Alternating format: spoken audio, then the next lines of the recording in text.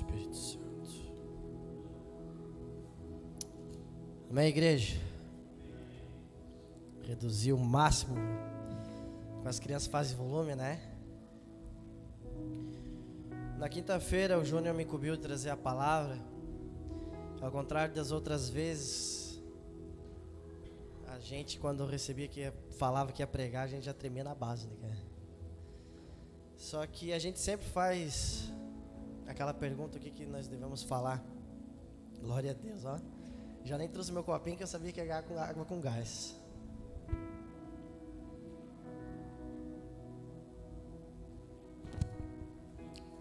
E na quinta-feira, na sala de oração, eu me perguntei: Senhor, o que eu posso falar? O que tu queres que eu fale, na verdade? O Espírito Santo falou muito rápido e muito claro assim: fala o que tu vive. Simplesmente o que tu vive. E esse é o Evangelho.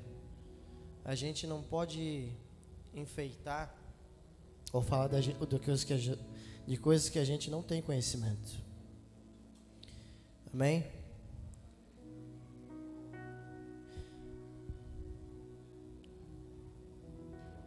Meu Jesus.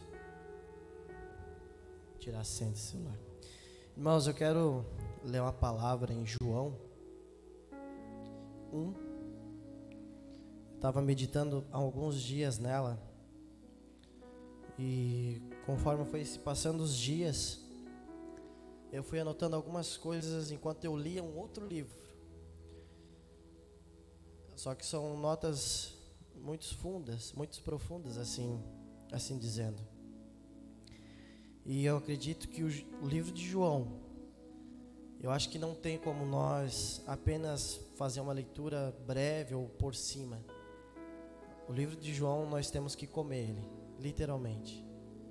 Que não é muito profundo. Cada episódio que acontece, embora a palavra não seja para o nosso conhecimento, mas é para a nossa transformação de vida. O livro de João é magnífico. Tentei ir para o segundo capítulo, mas não consegui. Fiquei ainda no primeiro. Eu quero ler João 1, do 1 ao 5. No princípio era aquele que é a palavra. Ele estava com Deus, era Deus. Ele estava com Deus no princípio, e todas as coisas foram feitas por intermédio dele. Sem ele, nada do que existe teria sido feito. E nele estava a vida, e a vida era a luz dos homens. E a luz brilha nas trevas, e as trevas não as derrotam. O versículo que eu quero enfatizar: nele estava a vida, e esta era a luz dos homens. Em inglês, was the light of man. É isso aí, Dani? Olha aí, ó. Estamos progredindo. Was. Viu? Amém. E eu anotei algumas coisas para passar para os irmãos. Que tudo a gente sabe. Meu, que som horrível do lado, né? O cara até se perde nesse vaneirão, né? Mas enfim, estava Deus junto com Jesus lá, de boa. E ele decidiu descer. Só que trazendo para os nossos, humanamente, pensamentos, Jesus não precisava se importar com nossos problemas, de maneira alguma. Ele era Deus. Mas ele se importou. Mas tão profundamente assim: cara, eu acredito na humanidade, eu vou descer lá. Eu vou remir essa galera, os caras que vêm no sábado, entregar o sábado para Jesus, e vou levar para a eternidade. E isso tem uma revelação por trás do nosso Pai. Mas como assim? O nosso pastor, do mesmo modo que o Pai deu o seu Filho para se sacrificar da maneira mais profunda, que talvez nós não conseguimos transmitir nem em palavras, ou muito pouco imaginar do quão duro foi a morte de Jesus. Se nós trouxesse essa consciência para nós, se nós pudéssemos sentir isso, talvez nós daria muito mais importância à morte de Jesus do que nós damos hoje. E da mesma maneira, eu vejo o nosso pastor. Mas eu só falo isso, irmãos, porque eu testemunho da vida dele. Eu sei da vida dele, eu sei do relacionamento familiar que ele tem na sua casa e seus comportamentos muito distantes desta igreja. É por isso que eu falo, por isso que eu tenho a referência e pela palavra eu falo dele, que é o nosso Pai. E Jesus, ele pegou a cruz, tomou a cruz e passou um árduo caminho para apontar ao Pai. E da mesma maneira, o nosso pai espiritual, o pastor, como dizem, a cruz dele, além de carregar as suas coisas pessoais, ele para, ele ouve, ele sente as suas aflições para te dar um direcionamento. Isso tudo embasado dentro da palavra, tudo num tempo de oração. Só que então, por que Jesus não revela ao pastor as tuas mazelas, as tuas feridas? Jesus, ele é onipresente, onipotente e onisciente, certo? Só que então, por que ele nunca não revela essas coisas para o pastor? Não é que ele não pode, mas Jesus, ele nunca quis apenas ser intrometido. Ele sempre apostou no relacionamento. Sempre, desde os princípios. Em Gênesis 2:19, ele vai dizer que não é bom que o homem fique só. Então, aí no contexto de Eva. Mas desde o começo não era bom que nós ficamos só. Porque a gente só, cara, é uma tristeza. A carnalidade vem, os pensamentos, os dias maus parece que vem um atrás do outro. E a gente não, infelizmente a gente não consegue vencer. Jesus esperava que nós andássemos em família. Mas como assim andasse em família? A família da qual nós viemos? Não, muito pelo contrário. A família que Deus falou é aquela que faz a vontade do Pai. Em Mateus 12, do 16 em diante, fala sobre o contexto que ele estava lá e chamaram Jesus, tua mãe, teu pai, teus irmãos te chamam. Aí ele falou, quem são meus irmãos? Meus irmãos é o que faz a vontade do Pai. Então tudo que nós conhecíamos antes como família até um certo ponto é válido, sim. Mas quando tu pega a tua cruz, que significa obediência, a tua família começa a passar a ser a qual faz a vontade do Pai. E é muito dolorido, porque nós temos um casamento chegando e um sonho meu era também ter meu irmão de padrinho. Sim, eu participei de ser padrinho. Mas a cobertura espiritual é a que Deus quer e pediu é outra. E se eu quero obedecer o Senhor em tudo, é em tudo. Eu abro mão dos meus desejos, minhas vontades, para que seja cumprida a vontade dele sobre a minha vida. Então, que seja feita, assim como nós oramos, seja feita a vontade dele nos céus e na terra, seja ele constituída a vontade dele no meu casamento. Eu renuncio tudo. Hoje, eu posso dizer, eu não tenho mais a vida por importância. Só que eu não estou extasiado esperando Jesus voltar ou cair maná do céu. Eu sou sempre o descansar no Senhor, não é você parar e fazer isso que eu falei. O descansar no Senhor é você fazer momentaneamente as coisas que Ele está apontando. Nós passamos por muitas coisas nesses anos aí, que se passou. Foi reforma, foi feita a igreja, foi tempo de oração na tenda sobre a nação brasileira, foi tempo no quartel. Embora as coisas da nossa vida, do nosso cotidiano, tivessem que ser feitas, nós esperemos um pouco, mas apontemos o que o Senhor nos ordenou. Isso é fazer a vontade do Pai, de primeira instância, né? Então, Jesus sempre esperou o relacionamento.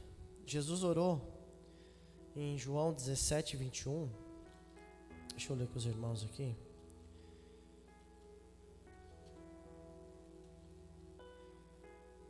Diz assim: para que todos sejam um, o Pai, como tu estás a mim e eu em ti, que eles também estejam em nós, para que o mundo creia que tu me enviaste. Nessa oração, Jesus estabeleceu o princípio da unidade com Deus e com o homem, para que fôssemos modelos de amor e compaixão um com o outro. Só que quando a gente fala nesse quesito de compaixão, não estou falando dó. Dó é totalmente diferente do que compaixão. Dó, quando você sente dó de alguém, é superior, muito superior à pessoa. E compaixão é o que Cristo nos sentiu, mesmo Ele podendo nos sentir dó de nós, que Ele é muito superior que nós. E no mesmo instante Ele sentiu compaixão. Então, quando Jesus espera isso de nós, Ele está falando assim, para que nós possamos vencer juntos. E quando a gente ainda não tem uma revelação de um caráter, de uma paternidade, assim como eu não tinha, a pergunta é muitos questionamentos, muitos conflitos, aqueles conflitos internos que vêm de geração, às vezes, de famílias, vêm por frustrações quando pequenos, escolares, trabalhistas. São frustrações que a gente não trata ou não tem com quem tratar momentaneamente, que em cima disso vocês acabam perdendo anos da sua vida. Anos. O livro O Espelho relata muito sobre isso. E quando você perde anos da sua vida, você não consegue focar no que Deus quer, no que Jesus pediu. E uma forma de você tratar, é você sentar com o teu pai espiritual, com o teu pastor. Ele foi uma autoridade instituída por Deus aqui na terra, aonde ele aponta o caráter de Cristo. Não estou idolatrando o meu pastor, não estou enaltecendo ele, falando que ele é mais com alguém, mas simplesmente, como eu reforço para vocês, eu sei do caráter dele e sei que é um homem íntegro. Só que quando a gente tem a razão de ir para esse lado de buscar ajuda, ou realmente se humilhar, né? Humanamente falando, é se humilhar. Querer depositar tuas forças em alguém que aponte o caminho é confrontante. É muito confrontante, porque eu passei por isso. Talvez eu não entrei num estado de depressão como alguém deve estar. Mas muitas coisas simples da minha vida, eu confrontei demais internamente. Porque eu não queria tratar. Mas o tratar não era chegar simplesmente e ter um relacionamento com o meu pastor. Ou simplesmente de não falar. Isso aí foi me esmagando aos poucos. E quando eu me percebi que não tinha mais para onde correr, que a forma de ser liberto era entregando tudo isso, não na forma de ressentimento, claro, jogando a culpa em alguém, querendo terceirizar a culpa das suas frustrações, mas realmente falar, sentar e olhar nos olhos do teu pai espiritual, o qual quem discerne por ele é o Espírito. Isso me tratou, isso eu consigo romper. E muitas vezes ainda pela minha teimosia eu tive algumas crises, porque para mim não bastava apenas palavras, nem que fosse da Bíblia, para mim era só palavras. Como eu era muito um cara, precisava ser concreto as coisas na minha frente, não adianta falar para mim. Então eu passei por um momento assim e eu clamei para você sair desse lugar de teimosia para entrar no lugar de humilhação, de caminho de cruz. Você precisa clamar. E eu posso afirmar que muitas das igrejas não tem o que nós temos aqui. Eu não estou falando em santidade, mas eu estou falando em caráter. O pastor falou esses dias numa reunião que o dom atrai pessoas, mas o caráter atrai a Deus. E Deus atrai o homem. Atrai homens, né? Só que quando a gente fala de caráter, meu amigo, é mudar toda a tua vida de ponta cabeça. Toda a tua vida de ponta cabeça. É renunciar aos teus sonhos, teus desejos. Tempo com família, tempo com amigos. Uma saída, seja até com família. Uma vez, quando a Dai fez o chá de bebê, a gente não veio naquele culto. E lá eu tinha meus pensamentos, não era tratado. A gente foi ministrado acerca daquilo lá, cara, eu me revoltei. Cara, que Jesus, porque eu faltei um culto, tinha Black Friday das revelações de Cristo. Como eu era ruim, velho. E ao passar do tempo, ainda tinha um coração muito endurecido. E um dia nós estávamos na aula de filosofia, o Dani colocou um negócio no YouTube sobre coração de pedras num tronco podre. A partir disso aí, eu comecei a clamar a Jesus. Cara, eu clamei. Eu era muito teimoso, cara. Teimoso por demais, assim. Poderia vir um anjo me falar. Eu tenho que ver o que está acontecendo. Eu tenho que ter clareza. Isso foi construído quando eu comecei a clamar nesse ponto. Porque se você não se esmerar a chegar nesse nível de clamar, você nunca vai sair do lugar que você está. Esquece. Eu posso estar aqui falando, eu posso ser um tutor, Billy Graham pode estar aqui. Não vai adiantar de nada. Se você não clamar, não se humilhar e não pedir, o Espírito Santo ele não é invasivo. Ele é um cavaleiro. Da mesma forma que tu pede, ele vai entrando no teu coração, vai te ministrando.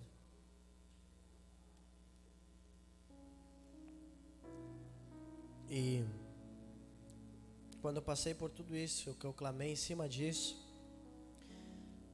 as palavras ministradas pelo Espírito Santo, não estou falando que ele veio no meu ouvido, mas a partir desse momento de clamar, para mim não fazia nada sentido, mas a partir do momento que eu comecei a clamar a partir dessas frases, cada ministração das primícias, testemunhos, o Espírito Santo foi anotando no meu coração. A partir de palavras, foi se concretizando algo dentro de mim. Isso firmou minhas raízes, isso fez eu vencer tudo na minha vida. Que eu não tinha uma identidade estabelecida, eu não sabia para onde eu ia, só simplesmente estava seguindo. E tudo, talvez aos teus olhos, o que nós fazemos, o que nós deixamos de fazer, é um exagero. É um exagero.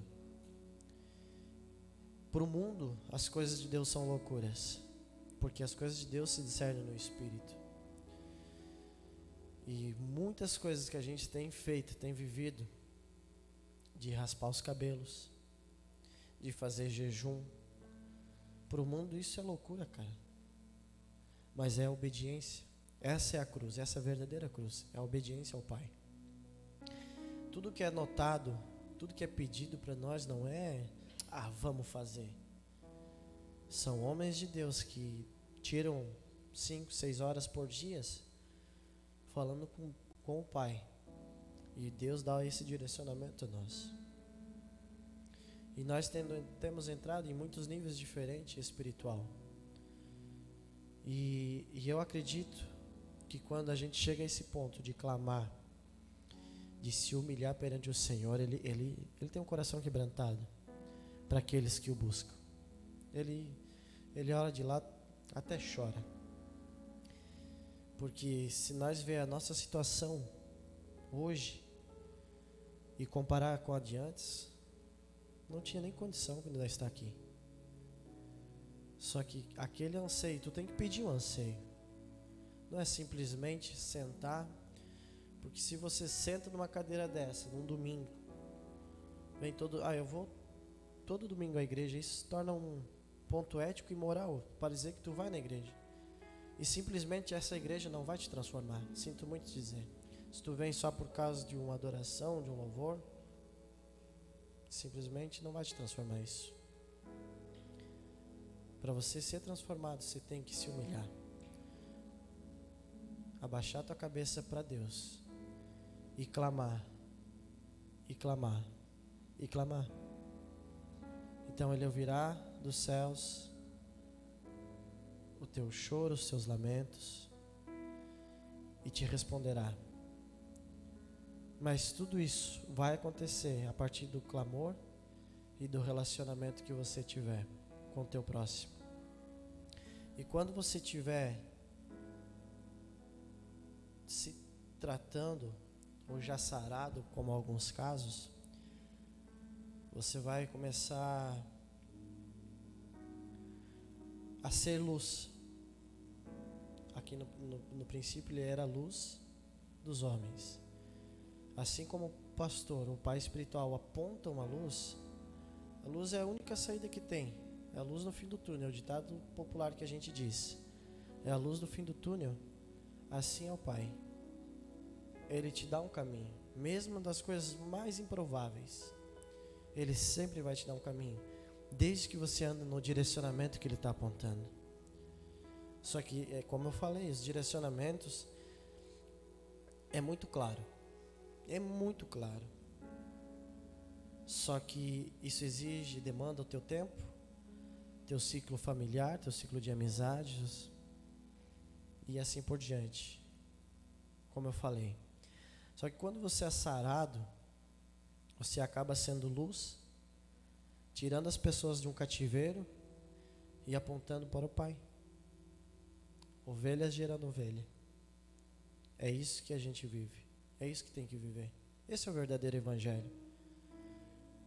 E por muitas vezes, às vezes a gente fica imaginando como que esses caras conseguem orar, buscar a Deus tanto. É esmurrando a carne, cara. Tu não vai acordar num dia, eu preciso orar, eu preciso ler a palavra. Esquece, cara. Tu não consegue, eu não consigo. Isso é contra a vontade. A carne quer outras coisas bem melhor. Às vezes tu ficar olhando um passarinho cantando na árvore é muito melhor que tu ler a palavra. Ou buscar uma oração. Só que é aí que entra o esmurrar a carne. Se dedicar, buscar. Por hora, parece que não tem nem resultado. Um peso, um sono, um cansaço que brota do chão. Só que ali você está enchendo a taça. Você está enchendo a taça. Você está enchendo a taça do Senhor. E quando essas coisas começam a ser derramadas sobre a vida daqueles que te cercam, meu Deus, é transformador. Uma vida, quando nós estávamos na garagem,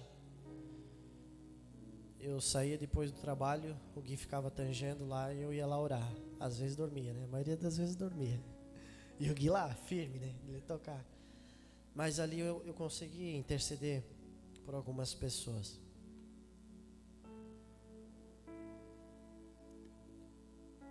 E elas estão se aproximando. Isso foi de eu encher a taça. Só que conforme elas vão se aproximando, nós vamos criando um relacionamento. Mas não é um relacionamento vão ou muito raso. É um relacionamento de amor ágape, onde você se importa com a vida do teu irmão de tal maneira e trata ele como se fosse o teu filho, se for mais novo, ou o teu irmão mais velho. Só que, porém, tem fases desse tratamento que você não vai conseguir fazer se você não for sarado. Tem muitas dores em alguém que vem se tratar aqui dentro que a gente não consegue tocar, e muito menos a gente não tem estrutura para fazer isso. É por isso que a gente aponta o nosso pastor. Muitas coisas que eles suportam, nossa, é muito tranquilo, ele já tem experiência. Mas nós suportar as dores dele, a gente não tem estrutura para isso. Então é por isso que a gente sempre encaminha por uma autoridade.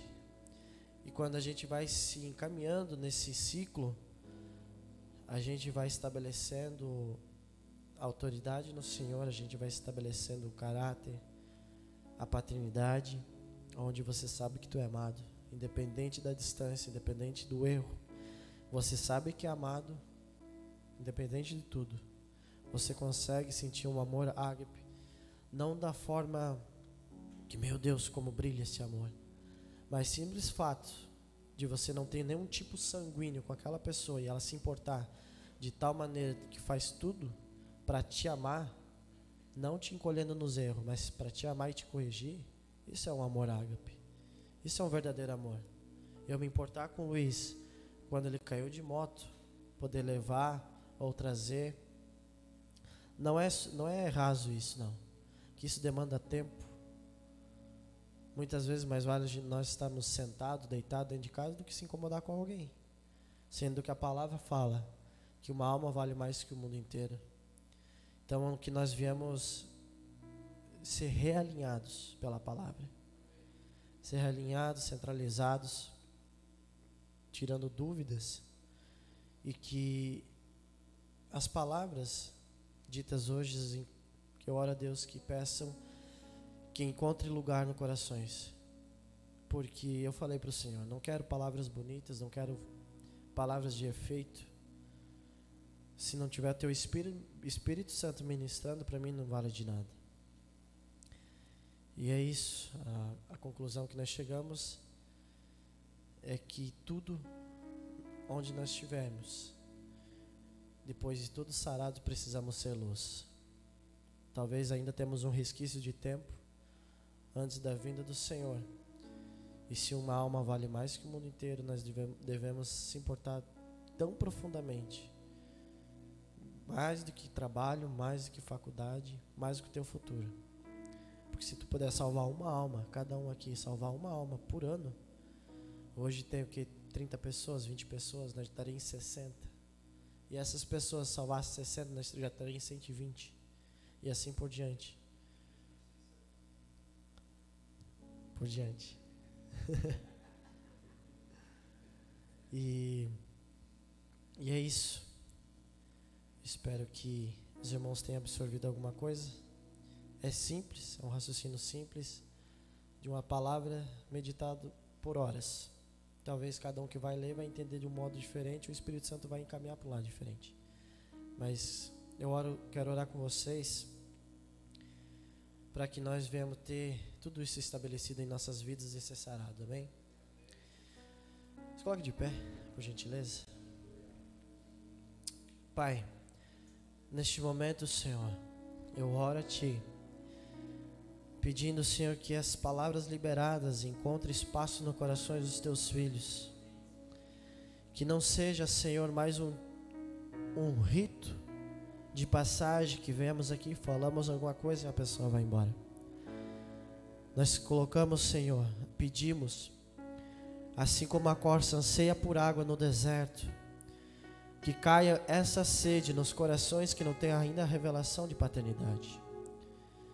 Que caia, Senhor, essa sede insaciável de caminhar pelas Tuas palavras e pela Tua justiça. Eu oro a Ti, Senhor, que todos alcancem a paternidade estabelecida, que todas as feridas sejam curadas, saradas, e que a paternidade seja estabelecida, e que através do caráter de cada uma, Senhor, a luz do Senhor brilhe através da vida de cada um. E aonde pisares, cada um que pisares, Senhor, sejam luz, trazendo a imagem de Cristo, seja na sua casa, seja no seu trabalho, a faculdade ou a escola. Eu oro, Pai, e entrego diante de Ti, que todos, Pai, venham ser confrontados pelo Teu Espírito Santo, que a partir de hoje, Senhor, não seja mais o mesmo, mas sejam todos confrontados, Pai, eternamente, para que haja uma mudança, literalmente de vida, e entregue a sua vida em Tuas mãos, que não tenhamos mais as nossas vidas por preciosas, Pai.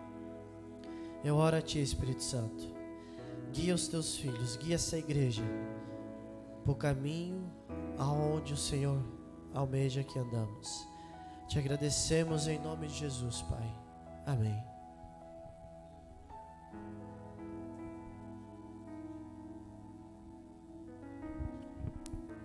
Amém, Lucas. Glória a Deus. Oi, irmãos, tudo bem? Como vocês estão? Estou muito feliz, né? Vocês gostam de me zoar que eu falo isso toda a pregação. Vim trazer uma palavra de oferta para vocês. A passagem se encontra em Atos.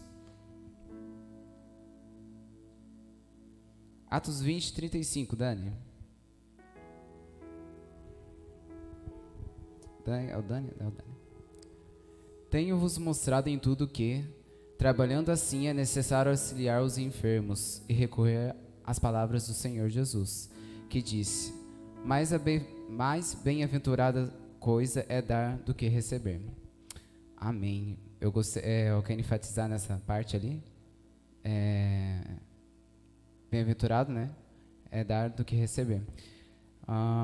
Eu tenho provado isso nos últimos dias, né? Depois que a gente se alinha financeiramente, né? A gente se alinha também com a pregação, diz ali, com o Pai, né? Celestial, Pai espiritual e até o biológico, no meu caso. E tem sido uma bênção, gente. Dizimar, ofertar, primiciar é uma alegria, né? Você saber que está colaborando para essas obras, né? E no plantio da vida de alguém, né? Então, toda vez que vocês forem entregar, né, num gasofilaço ou fazer um pix, dê com alegria, sabendo que quem receber está recebendo um plantio, né? Uma receita, um acolhimento à vida dela. Amém? Aqueles que quiserem entregar o valor ali num gasofilaço, fiquem à vontade, viu?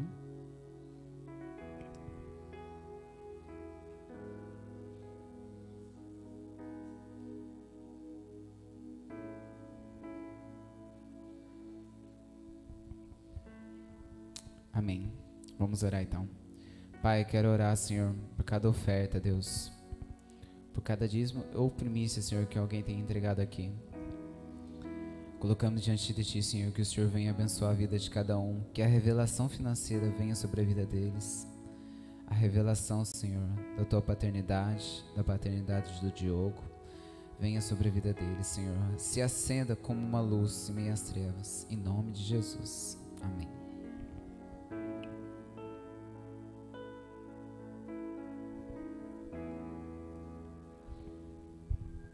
Amém, pessoal? Amém. Bênção demais a palavra do Lucas, né? A gente vem estar cada vez mais alinhado, tanto com o Pai Celestial como o Pai Espiritual, né? E que nem o Nick falou, o Pai Biológico também, em contrapartida, acaba sendo alinhado também. Eu vejo por mim também, cada vez eu tenho amado mais o meu Pai. Não que eu não amava antes, né? Mas cada vez mais eu tenho me consertado com Ele.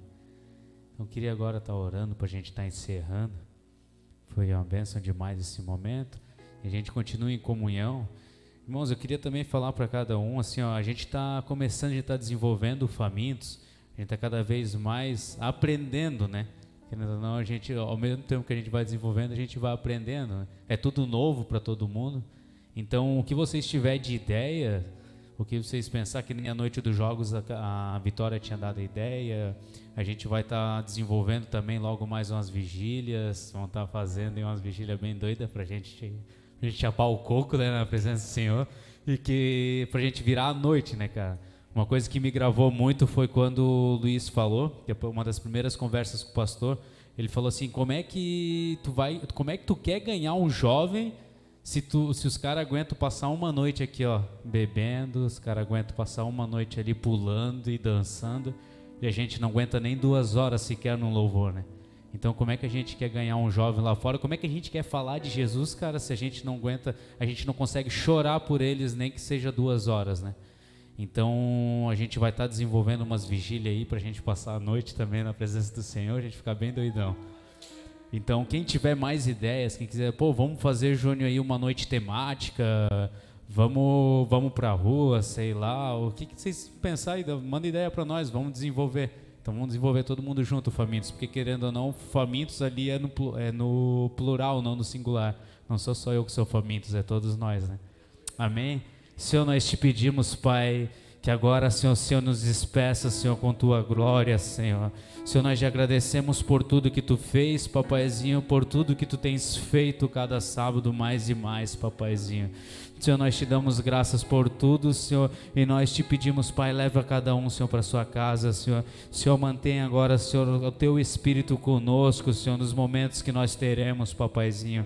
Senhor, que cada vez mais, Senhor, nós viemos estar famintos por Ti, Senhor. Que cada vez mais, Senhor, nós viemos ter mais sede de Ti, Senhor. Que a gente venha ter mais anseio por Ti, Senhor. Senhor, nós te pedimos, desenvolva mais este momento, Senhor. Desenvolva a comunhão, Senhor, na juventude, Senhor. E, Senhor, traga um verdadeiro avivamento para a juventude de Blumenau, Senhor. E para a juventude do Brasil, Senhor. Em nome de Jesus, Pai. Amém e amém. Então vão em paz e que o Senhor vos acompanhe. Amém.